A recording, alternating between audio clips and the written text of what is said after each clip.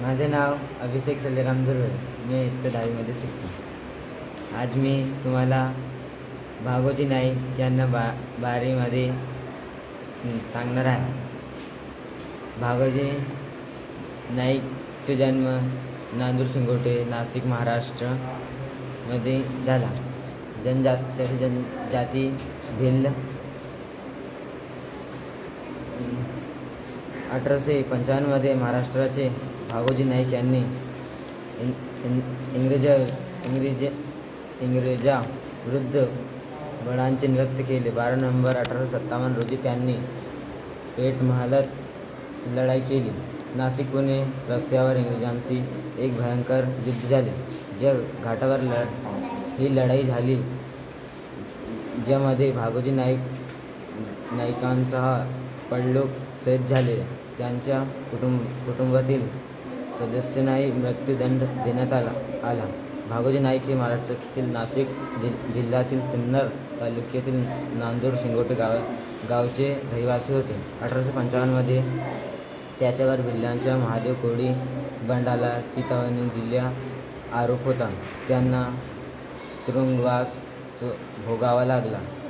नांदूर सिंगोटे टेकडीवर 50 भिल्ल योद्ध्यांची तुकडी तयार करण्यात आली. नाशिक पुणे रस्त्यावरील ज्या घाटावर इंग्रजांविरुद्ध लढाई झाली त्याला अजूनही भागोजी नायकांचा घाट म्हणतात. भिल्ल महादेव कोळी क्रांतिकारक मदतीसाठी सुरगण्य पवारांकडे जात आहे.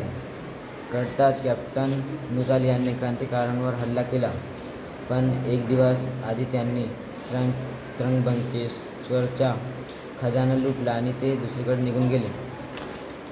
यामुळे संतप्त झालेल्या इंग्रजांनी डोंगराळ भारतातील अनेक महादेव कोळी लोकांना पकडून फाशी दिली. 12 नोव्हेंबर 1857च्या संध्याकाळी इंग्रजांना बातमी मिळाली की महादेव कोळी योद्ध्यांनी पेठ महालात बंड केले आहे.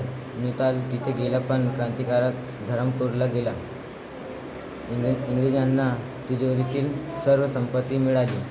त्यावेळी भिल्ल महादेव कोळी आणि रामोशी जमातीच्या शूर क्रांतिकारकांची संख्या 2000च्या पुढे गेली होती.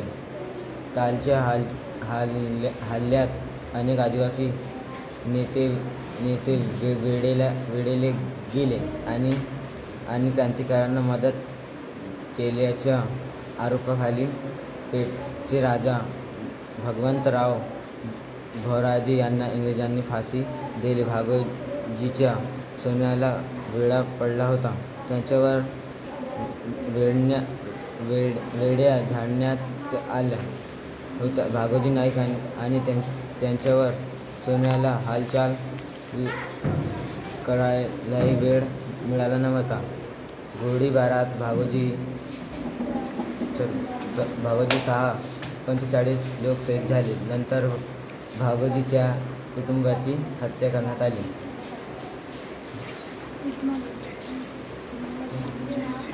जय शिवा. सेवा सेवा. जय शिवा.